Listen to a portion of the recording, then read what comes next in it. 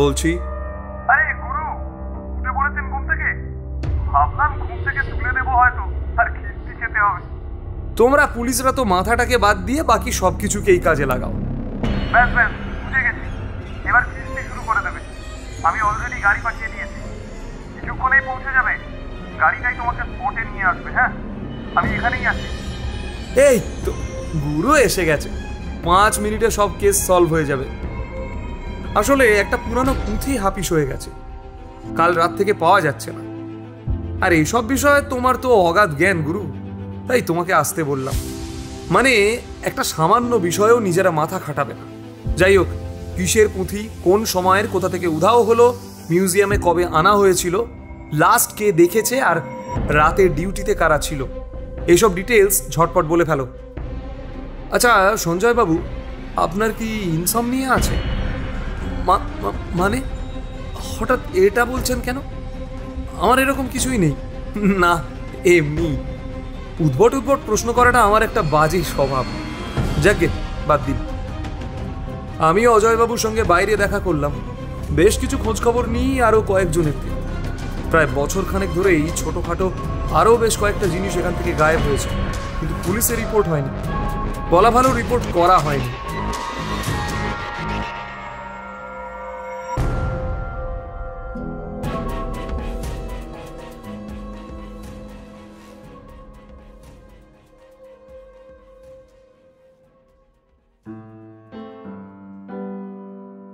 শুনছেন care of কথক। এই ঠিকানায় মন আসে। হ্যাঁ, যন্ত্রযাপনের শব্দ দূষণে বা নাগরিক ব্যস্ততায় ক্লান্ত মন। দেশি বিদেশি সাহিত্যের বিপুল সম্ভারের কিছু পৃষ্ঠা দিয়ে আমরা সাজিয়ে তুলেছি আমাদের পসরা। তাই সময় পেলেই চলে আসুন কথকের পোস্ট অফিসে। এটা গল্পের ঠিকানা।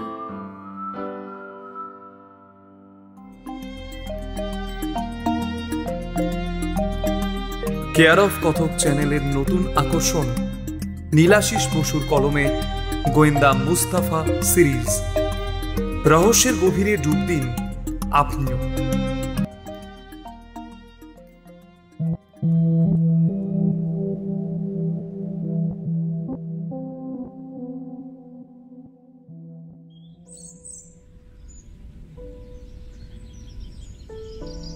সবে ঘুমটা ভেঙেছে, আড়মোড়া ভাঙতে ভাঙতে বিড়ির প্যাকেটের দিকে হাত বাড়ায় মুস্তাফা। পকেটে টান, তাই এখন সিগারেটের বদলে অগতির গতি বিড়ি। যদিও বিড়ির মধ্যে যে অভিসারের রোমাঞ্চের মতোই একটা অনুভূতি থাকে, সেটা বিড়ি না খেলে বোঝা যায় না। আপাতত সেই রোমাঞ্চের ভেলায় ভাসতে ভাসতে ঘড়ির দিকে তাকায় সে। বেলা বেশ অনেকটাই হয়েছে, 11টা বাজতে যায়। উঠে ইলেকট্রিক কেটলে জল গরম করতে থাকে।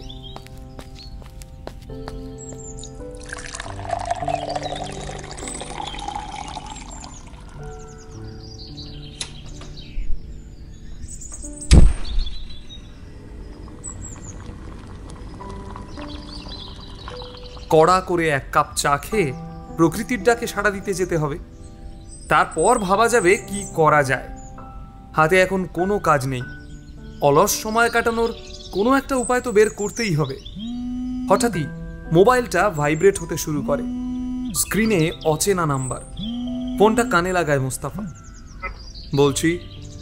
এটা ওর অভ্যাস, ও হ্যালো বলে না। ওপাশ থেকে অপরিচিত আওয়াজটা ভেসে আসে। আরে গুরু, উঠে পড়েছেন ঘুম থেকে? ভাবলাম ঘুম থেকে তুলে দেবো হয়তো, আর খিস্তি খেতে হবে। এটা আবার কোন নাম্বার? তোমাদের পুলিশের এই এক সমস্যা। বলো কি দরকার? হাই তুলতে তুলতে বলে মুস্তাফা। আমার আগের নাম্বারটা বদলে নিলাম, এই সিমটায় নতুন অফার দিচ্ছিল তাই নিয়ে নিলাম। ধন্য করেছো। এবার কাজের কথাটা চটপট বলে ফেলো সুগত, প্রেশার আসছে, বাথরুমে যেতে হবে। চায়ে চুমুক দিয়ে একটু ঝাঁঝিয়ে ওঠে মুস্তাফা। তেমন কিছুই নয়, তোমার জন্য এটা পেটি কেস। তবে আমি একটু আটকে গেছি, জাস্ট একটু পরামর্শ চাই গুরু। ফোনের ওপার থেকে বোকার মতো হাসি শোনা যায় লালবাজার গোয়েন্দা বিভাগের অফিসার সুগত বাগদির। তোমরা পুলিশরা তো মাথাটাকে বাদ দিয়ে বাকি সব কিছুকেই কাজে লাগাও। অগত্যা আটকাবেই, ব্যঙ্গের সুরে বলে মুস্তাফা। ব্যাস ব্যাস, বুঝে গেছি। এবার কিস্তি শুরু করে দেবে। তুমি তাড়াতাড়ি বাথরুমে যাও, রেডি হয়ে নাও। আমি অলরেডি গাড়ি পাঠিয়ে দিয়েছি, কিছুক্ষণেই পৌঁছে যাবে। গাড়িটাই তোমাকে স্পটে নিয়ে আসবে। হ্যাঁ, আমি এখানেই আছি। ফোনটা রেখে দেয় সুগত।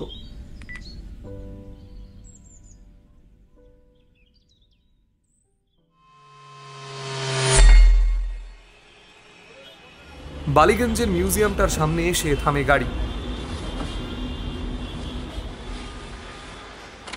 গেটের সামনেই দাঁড়িয়ে সুগত একজন জুনিয়র অফিসারকে বেশ উত্তেজিতভাবে কিছু বলছে আর সিগারেট টানছে। গাড়ি থেকে নেমে সেদিকে এগিয়ে যায় মুস্তাফা। তাকে দেখেই একগাল হেসে সুগত বলে, এই তো গুরু এসে গেছে, 5 মিনিটে সব কেস সলভ হয়ে যাবে। বিরক্তির সুর মুস্তাফার গলায়। আগে আমি একটা ডিম পাউরুটি খাবো, তারপর একটা চা আর সিগারেট। খিদে পেয়েছে, ঘুম থেকে উঠেই তো চলে আসতে হলো। এগুলোর আগে ব্যবস্থা করো, আর তার মধ্যে আমাকে কেসটা বলো। পাশে দাঁড়িয়ে থাকা জুনিয়রকে মুস্তাফার জন্য সবকিছুর ব্যবস্থা করতে বলে তাকে নিয়ে মিউজিয়ামের অফিস ঘরে এসে বসে সুগত। ব্যাপারটা তেমন কিছুই না, আসলে একটা পুরানো পুঁথি হাপিস হয়ে গেছে, কাল রাত থেকে পাওয়া যাচ্ছে না। আর এইসব বিষয়ে তোমার তো অগাধ জ্ঞান গুরু, তাই তোমাকে আসতে বললাম। আবারও কটাক্ষ মুস্তাফার স্বরে। মানে একটা সামান্য বিষয়েও নিজেরা মাথা খাটাবে না। যাই হোক, কিসের পুঁথি, কোন সময়ের, কোথা থেকে উধাও হলো, মিউজিয়ামে কবে আনা হয়েছিল, লাস্ট কে দেখেছে, আর রাতের ডিউটিতে কারা ছিল, এইসব ডিটেলস ঝটপট বলে ফেলো। সুগত বলে, দাঁড়াও, কিউরেটরকে ডাকি, উনিই ভালো করে তোমাকে সবটা বুঝিয়ে বলতে পারবেন। সুগতর তলব পেয়ে কিছুক্ষণেই হাজির হন কিউরেটর সঞ্জয় মুখার্জি। 50 ভদ্রলোকটিকে আপাদমস্তক নিরীক্ষণ করে মুস্তাফা। তারপর পরিচয় পর্ব শেষ হলে সঞ্জয় যা বলে তাতে মোটামুটি বোঝা যায় পুঁথিটা পাল যুগের সময় লেখা বৌদ্ধ তন্ত্রের ওপরে। প্রায় বছর 60 আগে ওটা আবিষ্কার হয়, তারপর থেকে এখানেই আছে। হঠাৎই গতকাল রাত থেকে ওটা উধাও।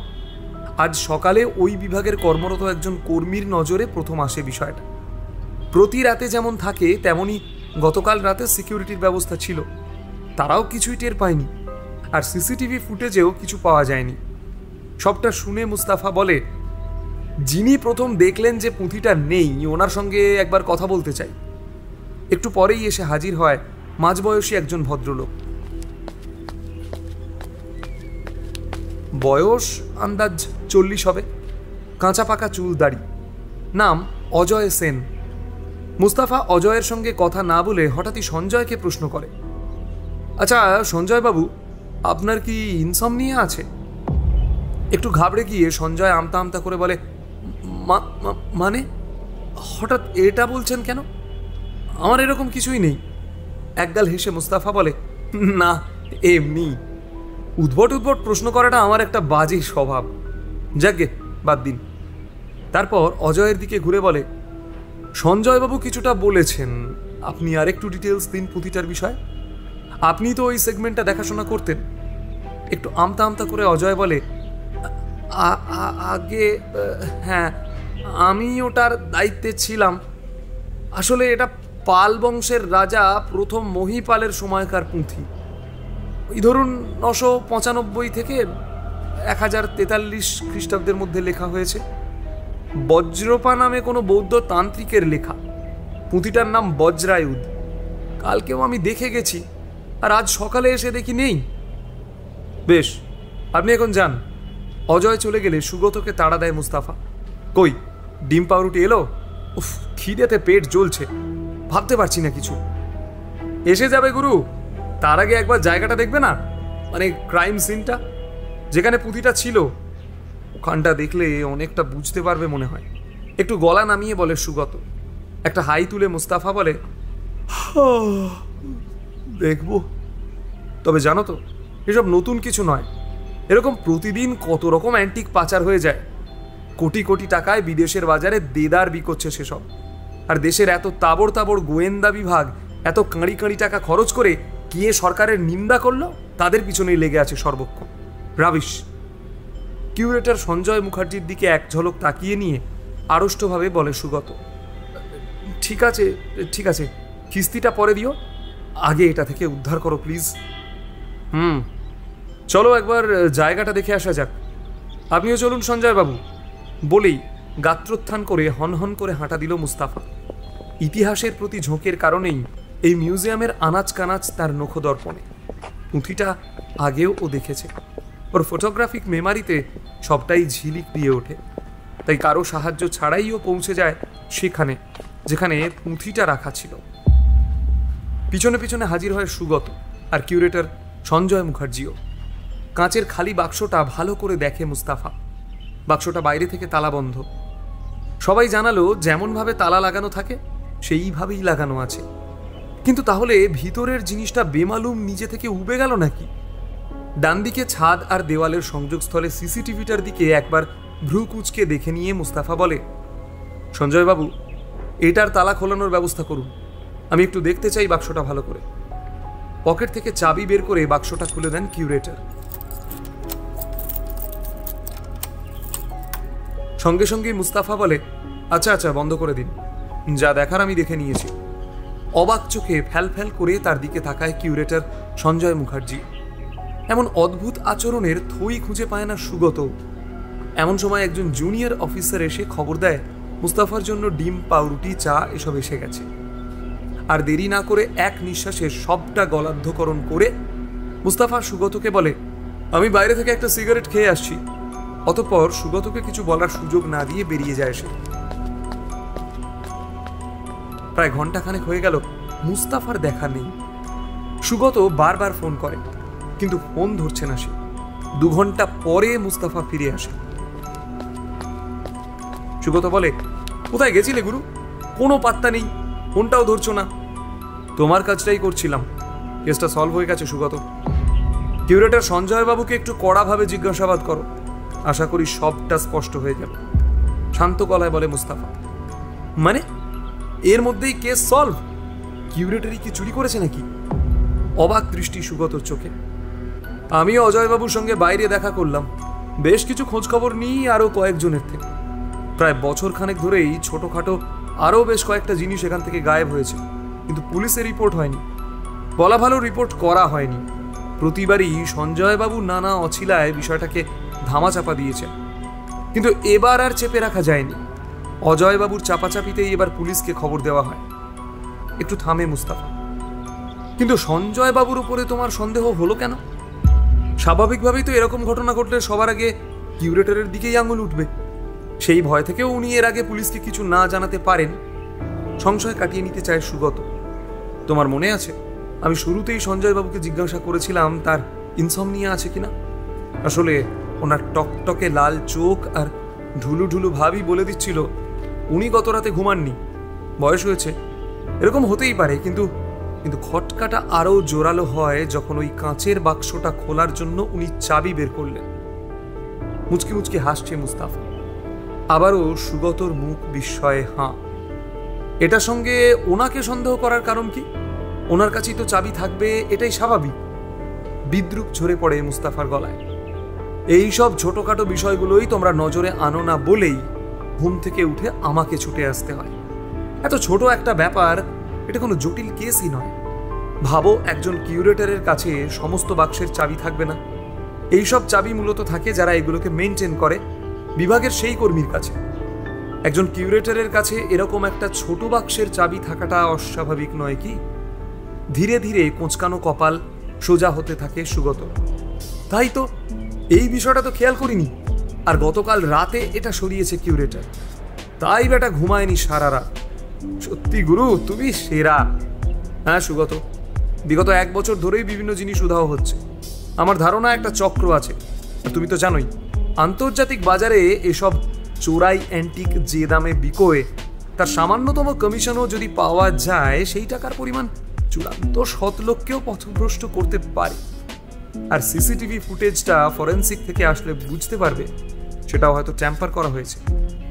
এখন তুমি সঞ্জয়বাবুকে হেফাজতে নিয়ে তোমাদের পুলিশি কায়দায় জিজ্ঞাসাবাদ করলেই সব জানতে পারবে। এই বিষয়ে আমি নিশ্চিত। আশা করছি পুঁথিটা এখনো শহরের বাইরে যায়নি। আমার ধারণা সিকিউরিটির লোকজনও এটার সঙ্গে জড়িত।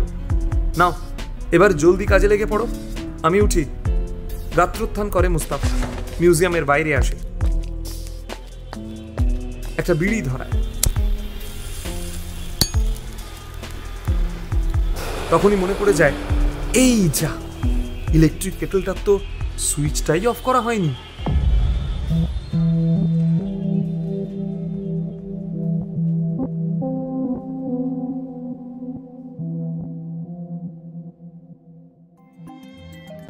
রচনা নীলাশিস বসু, সূত্রধার ও গল্প পাঠে আমি সৌরভ রায়, শব্দগ্রহণ স্টুডিও টেলোগ্রাফ, সম্পাদনা ও music Shubham Kar Mahapatra, poster design RG creation, সমগ্র পরিকল্পনা নীলাশিস বসু। আরও নতুন নতুন গল্পের স্বাদ পেতে সাবস্ক্রাইব করুন কেয়ার অফ কথক। কমেন্টে জানান আপনার মতামত। ফিরে আসছি আগামী সপ্তাহে এই গল্পের ঠিকানায়। ভালো থাকুন, ধন্যবাদ।